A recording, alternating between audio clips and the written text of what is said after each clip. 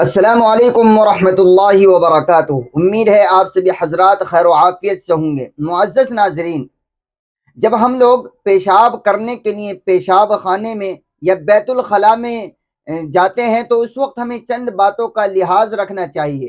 Number ایک، جب ہم بیت الخلاء میں پیشاب خانے میں پیشاب کرنے کے لیے جائیں تو ہمیں سب سے پہلے اپنا سر ڈھانکنا چاہیے۔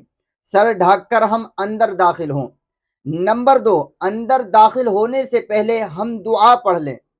اندر داخل ہونے سے پہلے ہم دعا پڑھیں۔ دعا ہے اللہم انی اعوذ بک من الخبث والخبائث۔ اسکرین پر نظر آ رہی ہے، آپ لوگ اس کو یاد کر لیں۔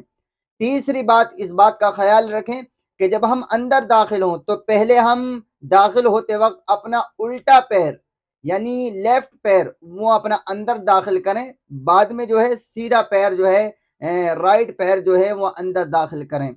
نمبر چار، جب ہم باہر نکلیں تو پہلے جو ہے وہ سیدھا پیر نکالیں، الٹا پیر بعد میں نکالیں۔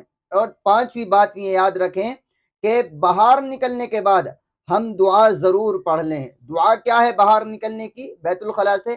غفرانک الحمدللہ الذی اذہب عنی الاذی وعافانی۔ اسکرین پر آپ دیکھ رہے ہیں، اس کو یاد کر لیجئے اور اس ویڈیو کو شیئر بھی ضرور کر دیجئے۔